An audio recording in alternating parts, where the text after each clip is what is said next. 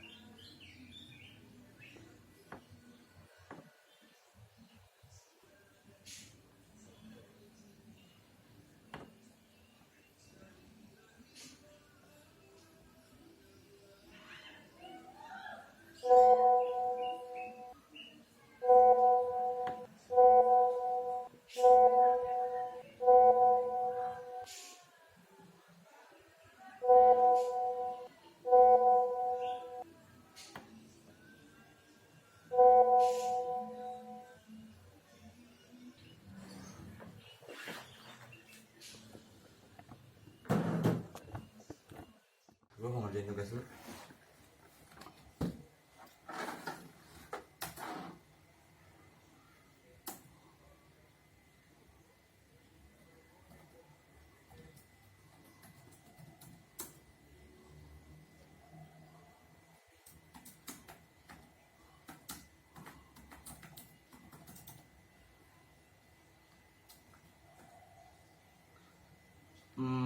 Sebenarnya peran komunikasi efektif dalam kepemimpinan itu apa ya? Terus sebenarnya apa sih inti dari komunikasi? Seperti apa perbandingan pendekatan komunikasi persuasif dan koersif?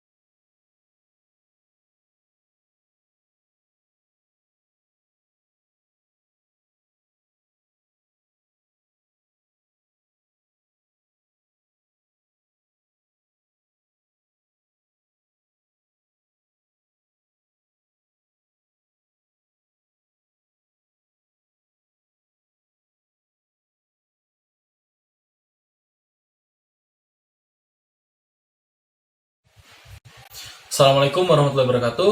Kembali lagi bersama saya di sini. Di kesempatan kali ini kita akan membahas mengenai pengertian komunikasi efektif.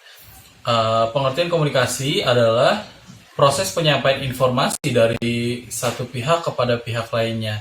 Umumnya di dalam komunikasi terdapat dua cara, yaitu cara verbal ataupun cara yang biasa kita lakukan melalui lisan ataupun melalui tulisan, maupun secara nonverbal atau melalui gerak-gerik seperti itu. Kemudian komunikasi efektif di dalam kepemimpinan. Perlu diketahui bahwa komunikasi efektif yaitu komunikasi yang mampu merubah sikap atau attitude change yang dapat terlihat dalam proses komunikasi. Kemudian menurut Lindgren, kepemimpinan efektif adalah komunikasi yang efektif. Maksudnya apa?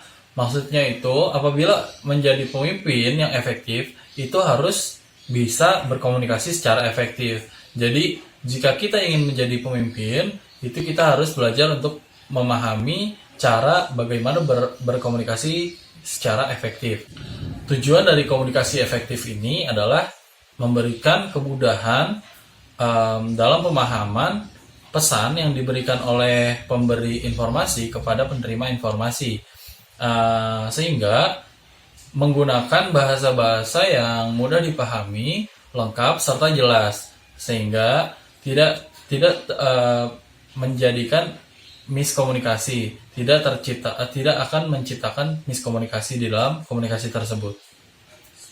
Oh, jadi komunikasi itu adalah sebuah proses penyampaian pesan dari satu pihak ke pihak lain.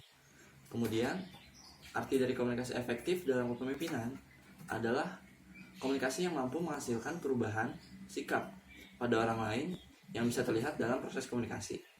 Dan tujuan dari komunikasi efektif adalah untuk memberikan kemudahan dalam memahami pesan yang disampaikan antara pemberi informasi dan penerima informasi.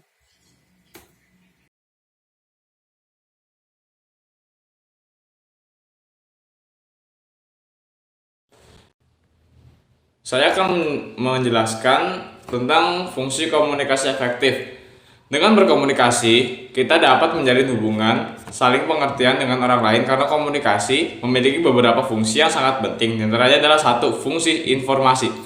Untuk memberitahukan sesuatu atau pesan kepada pihak tertentu dengan maksud agar komunikan dapat memahaminya. Yang kedua, pihak ekspresi sebagai wujud ungkapan perasaan atau pikiran komunikator atas apa yang dia pahami terhadap suatu hal atau permasalahan. Lalu yang ketiga, fungsi kontrol, menghindari terjadi sesuatu yang tidak diinginkan.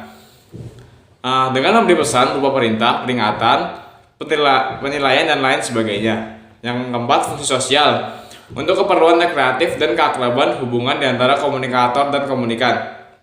Lalu saya selanjutnya akan menerangkan tentang inti komunikasi adalah persepsi. Menurut Profesor Deddy Mulyana dalam bukunya yang berjudul Ilmu Komunikasi, Suatu Pengantar, menerangkan bahwa persepsi disebut inti dari komunikasi dikarenakan jika persepsi kita atau penalaran kita atas segala sesuatu itu tidak kuat, maka komunikasi akan menjadi tidak efektif. Kesamaan persepsi memudahkan orang berkomunikasi, sedangkan inti dari persepsi itu sendiri adalah penafsiran atau yang disebut penyandian balik dalam proses komunikasi. Lalu yang selanjutnya adalah pendekatan komunikasi persuasif dan koersif. Komunikasi koersif berarti proses penyampaian pesan oleh seseorang kepada orang lain untuk mengubah sikap, opini, atau perilaku dengan gaya yang mengandung paksaan. Jadi persamaan komunikasi persuasif dengan komunikasi koersif ialah dalam tujuannya. Sama-sama mengubah sikap, opini, atau perilaku, perbedaannya adalah dalam gayanya. Jika komunikasi persuasif dilakukan secara psikologis yang mengandung ajakan, bujukan, himbauan, atau rayuan, komunikasi koersif dilakukan secara imperatif yang mengandung sanksi, ancaman, kekhawatiran, dan ketakutan.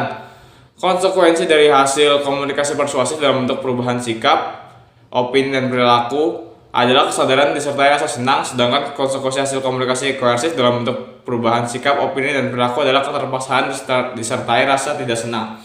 Sekian penjelasan dari saya. Terima kasih. Jadi, fungsi komunikasi efektif adalah sebagai informasi yang efektif dengan maksud agar penerima informasi dapat memahaminya dengan mudah.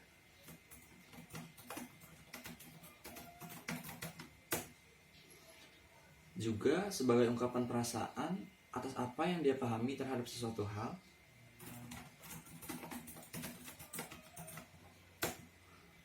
Juga untuk menghindari terjadinya suatu hal yang tidak diinginkan dan untuk meminimalisir terjadinya miskomunikasi.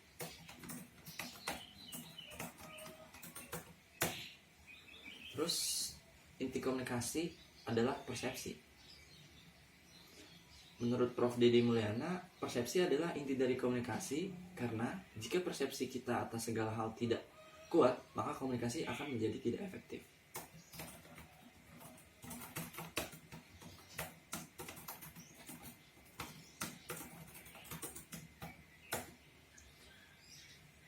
Kesamaan persepsi memudahkan orang berkomunikasi.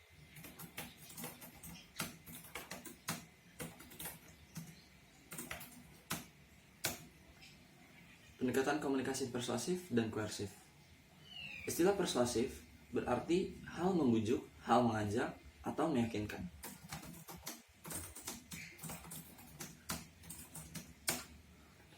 Komunikasi koersif berarti proses penyampaian pesan oleh seseorang kepada orang lain dengan gaya yang mengandung paksaan.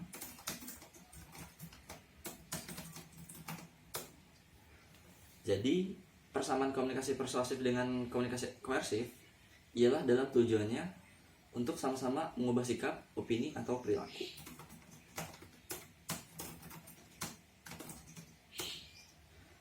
Perbedaannya adalah komunikasi persuasif lebih bersifat atau lebih halus dengan cara ajakan, sedangkan koersif itu lebih dengan paksaan. Biasanya ada ancamannya juga.